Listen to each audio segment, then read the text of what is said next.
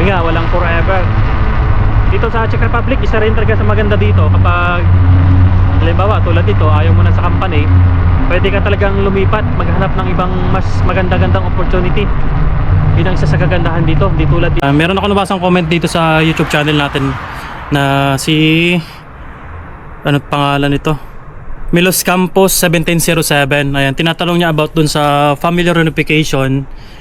Mayroon siyang comment dito. Ang sabi niya, meron kasi akong in-upload na makaraang video about dun sa family reunification dito sa bansang Czech Republic.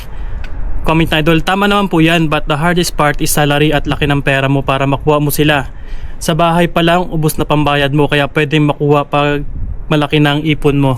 Ayun, sasagutin natin yung comment ni idol. Hindi naman napakahirap kunin yung pamilya mo dito. Ayun idol, dahil wait lang i-insert muna natin yung cellphone natin dito sa bag natin. Dahil papasok tayo ng trabaho. Siyempre, ayun na rin, share ko na rin, no? Medyo malungkot tayo ngayon. Dahil sumahod tayo, medyo ay, mababa lang. Shout out. Pasok na. Pupunta. Sa? Penny. Ayan. Dahil pasok muna tayo.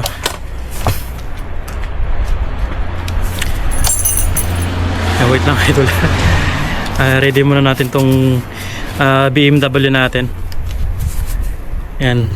Siyempre para may ano tayo, meron tayong suspense. Ayan, magandang view natin sa pang-araw-araw na papagpasok natin ang trabaho. Ayun, sabi na idol doon, napaka-hard daw o kailangan pa raw ng malaking ipon. Ayun, sagutin natin yung tanong niya. Siyempre hindi mo naman kailangan ng malaking ipon para makuha yung pamilya mo dito. Maraming mga nag-a-assist na mga Pilipino na 100% legit, na kahit wala kang ipon o malaking pera, pwede mong makuha yung pamilya mo dito sa bansang Czech Republic.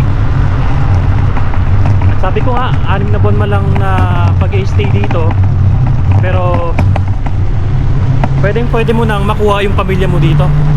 Siyempre yung mga nagko-comment pa rin na gaano ba katagal yung proseso. Ayan, na lagi ko na babanggit ito kapag dito sa content natin na about sa family reunification. 6 na buwan lang ang pinakamatagal na proseso. Ayun, meron dito halos karamihan nasa 8 months pa lang, 7 months, 10 months, 1 year. Wala pang mga ipon niya mga ka-idol. Siyempre bagong dating dito sa bansang Czech Republic, walang ipon niya mga yan. Pero yung mga pamilya nila na ipaprocess na dito papunta dito sa Czech Republic. Yan ang isa sa kagandahan dito sa bansang Czech Republic, not like other country dito sa bansang Europa, kontinente ng Europa. Sorry, baka may mag-comment na naman na yung Europe daw ay isang bansa. Ayun na naman tayo eh. Siyempre hindi talaga may iwasan kapag may mga in-upload tayo mga video. Siyempre kasama sa content natin yan. May mga nang babash sa mga videos natin na mga hindi na gugustuhan yung mga sinishare natin mga videos about dito sa bansang Czech Republic. Ayun no, sana nasagot ko kahit kaunti yung tanong ni Idol, kasi may locos ba yun. Ayun, shoutout sa iyo Idol, sana napapanood mo tong video na to.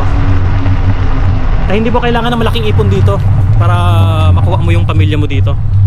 Ayun no, kasi pag may mga ganitong comment, hindi ko na pinapatagal, agad sagutin na natin, saguting mabilis. Ayan, para hindi mainip yung mga viewers natin. Siyempre, salamat sa mga subscribers, sa mga nanonood ng mga videos natin. Kundi dahil sa inyo mga ka-idol, ayan, big shout out. Dahil ayun, na-reach na natin yung 1,000 subscribers, na isa din sa mahirap na kunin o ma-reach bilang isang YouTuber o small content creator. Siyempre bago pa lang tayo. Tapos ayun nga, nagpapasalamat ako sa mga viewers natin dahil ngayon monetize yung channel natin na Idol sa Europa. Siyempre napakasaya dahil sa mga panonood ng mga videos niyo. Siyempre sana huwag kayong mawala ng tawag nito, huwag kayong mawala ng tiwala sa mga videos na ina-upload natin. Siyempre nag-share ako ng mga about buhay dito sa bansang Czech Republic, paano yung pagbubuhay dito, nag-share ng mga nalalaman natin dito. Kahit pa paano may mga natulungan tayo na kababayan natin na ngayon nandirito na sa bansang Czech Republic. Ayan, din na natin sila may mention dahil medyo hindi natin sila mabilang. sa mga nabigyan natin ng mga idea, sa mga nasagot ng mga katanungan about dito sa Czech Republic, sa pamumuhay dito. Ayun, kung isa ka sa nangangarap na gusto makarating dito sa bansang Czech Republic or any part of Europe, ayun lagi kong sinasabi sa mga videos ko na mag-apply lamang kayo sa mga legit na agency, 100% na legit na agency. Huwag kayong magmadali na gustong makapunta dito sa Europe or any part of Europe. Huwag kayong madaliin ang proseso. Dapat dumaan tayo sa tama at 100% legit. Yan, lagi tayong maging matalino sa pag-apply natin para iwas scam, iwas sa mga manloloko na kapwa nating Pilipino. Alam nyo naman, pagdating sa pera, maraming mga kabayan natin na manloloko.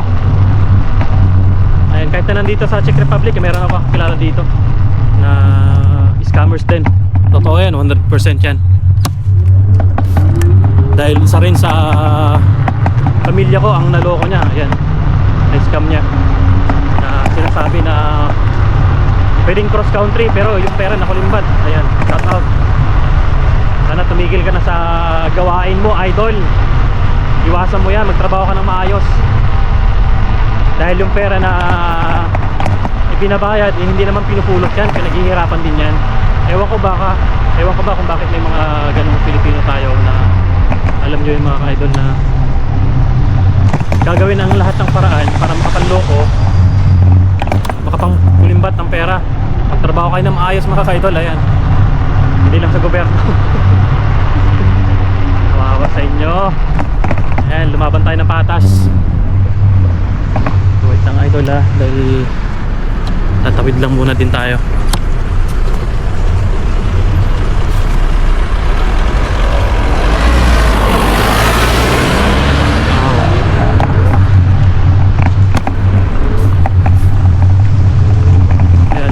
Comment pala na idol, balik tayo sa comment na idol na napaka-hard daw.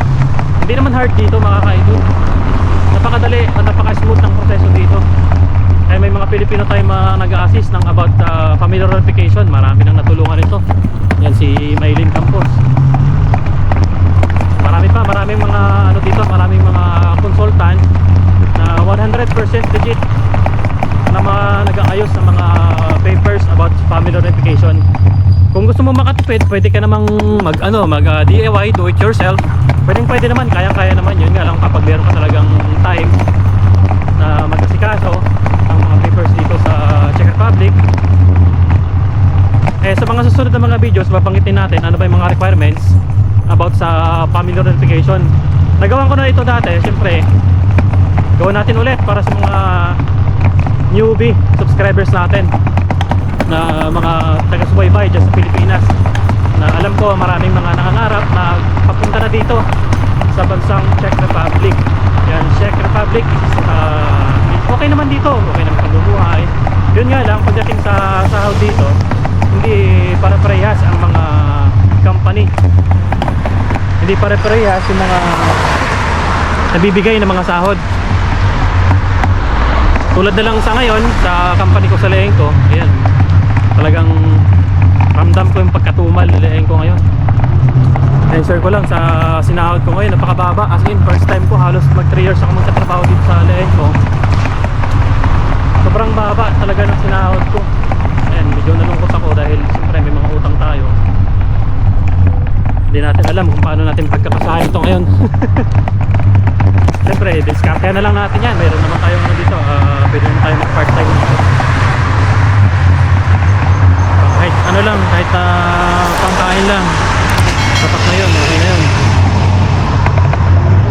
Kasi dito kahit na 2,000 kasya mo na yun sa isang buwan, basta meron kang bigas, kasya mo na. Lalo kapag isa mo lang naman sa pagkain, kasya na yun, 2,000. Ako napabudget ko halos 2,000 lang sa isang buwan, diba? Napakatipid ko masyado. Siyempre meron akong mga ginagawang tips, idea. Tulad yun na palit ko yung mga nakaraan, nagbenta ko ng bote. Kahit na magkano lang yun, malaking tulong na rin yun para sa panggastusin pang araw-araw. Ganun talaga, kahit pa paano save tayo ng kahit sa sahod natin, mas magkano lang. Ayun, talaga napakababa. Dahil sa mga nakalang buwan nun, linggo, halos 1 week akong nagkasakit. Kaya yung oras na dapat na makonsume ko sa trabaho ko, eh, hindi ko na kumpleto. Kasi sa company namin, oras din yung binabayaran. Alam ba, 46,000 yung ano ko, yung gross ko. Kapag hindi ko napasok, hindi ko nabuo yung mga oras nun, alam ba, 156, hindi ko nabuo yung oras na yun, ayun, hindi natin marireach yung mga 46,000 check rounds. Magbabawas pa rin sa sahod.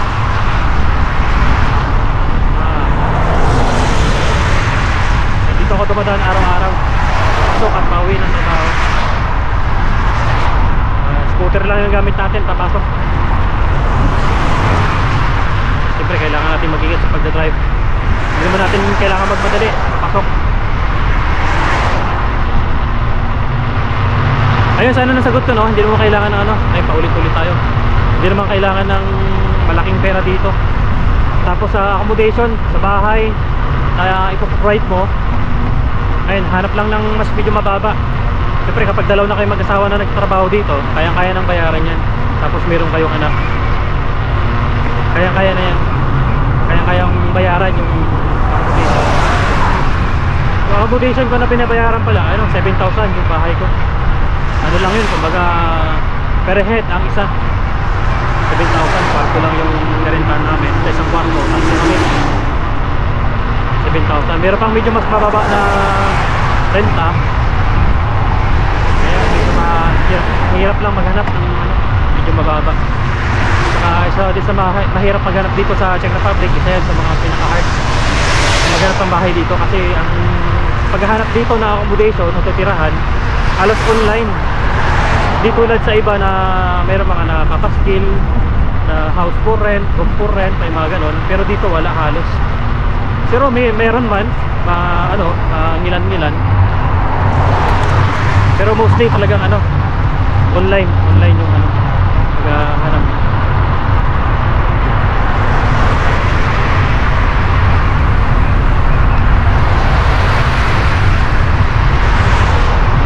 Papaiba na naman yung ano, papaiba na naman yung panahon ngayon dito sa Czech Republic.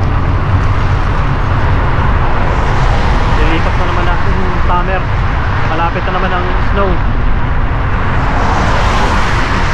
Ayan, sa mga hindi pa pala naka-subscribe sa YouTube channel account natin, ayan, subscribe naman ang channel natin, Idol sa Europa. Tapos sa TikTok account natin, sa Facebook page natin, meron akong bagong Facebook page, Idol sa Europa. Mga hindi natin nare-reply ng mga comment, ayun mga idol ha. Yung iba nababasa ko naman, nare-reply ko naman sa YouTube channel account natin, pero mostly sa TikTok kasi hindi ko masyadong nare-replyan dahil nag-focus talaga ako sa pag-upload ng mga videos ko, tapos sa vlogging sa YouTube channel account natin. Medyo mahangin, sana na naririnig nyo yung boses ko ha. Dahil ngayon wala pa akong ano wala pa talaga akong microphone.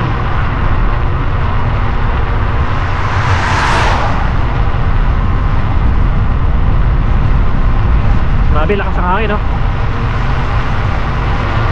Ay, medyo malapit na tayo sa company namin.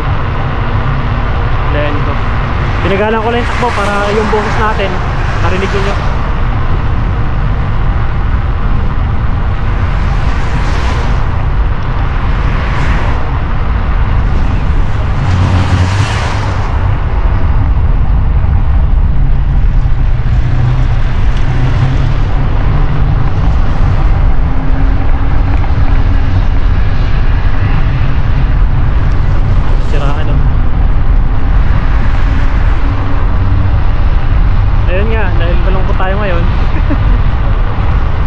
Konting lungkot lang naman ha, hindi naman talagang sobrang lungkot. Mababa yung sinahod ko ngayon mga idol. Siyempre kapag laging ganito, mag-isip-isip na tayo, 1, 2, 3. Siyempre hindi naman palaging malaki ang sahod. Yun, marami na rin mga umalis dito sa leheng ko, may mga pumapalit, ganun talaga. Sabi nga, walang forever. Dito sa Czech Republic, isa rin talaga sa maganda dito kapag halimbawa tulad dito, ayaw mo na sa company, pwede ka talagang lumipat, maghanap ng ibang mas maganda-gandang opportunity. Yun ang isa sa kagandahan dito. Di tulad dito sa ibang part ng Europe na kapag 2 taon mo talagang tatapusin. Ayan, sa pagkakaalam ko yan sa Hungary, hindi basta-basta lumipat dyan, Hungary.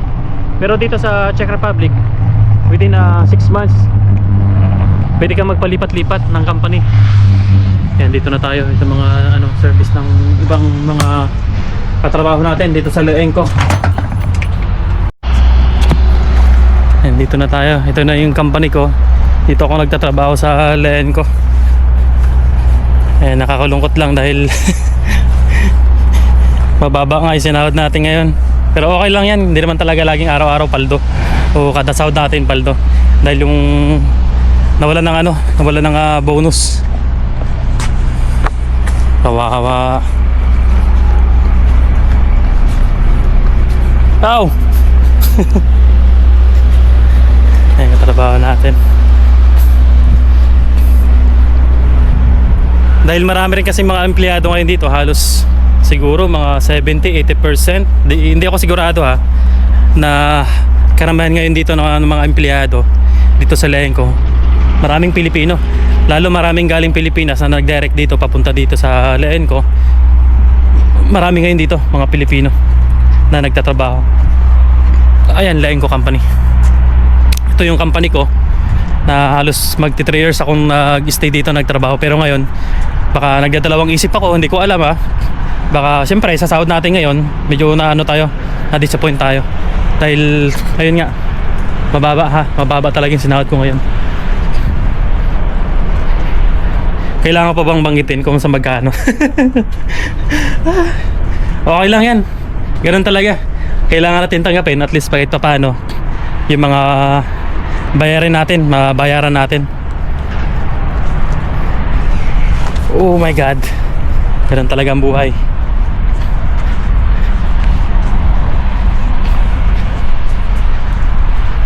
Leenco. Nakaka-subscribe o follow sa YouTube account natin. Huwag niyong kalimutang mag-follow, subscribe sa Idol sa Europa. Ayan.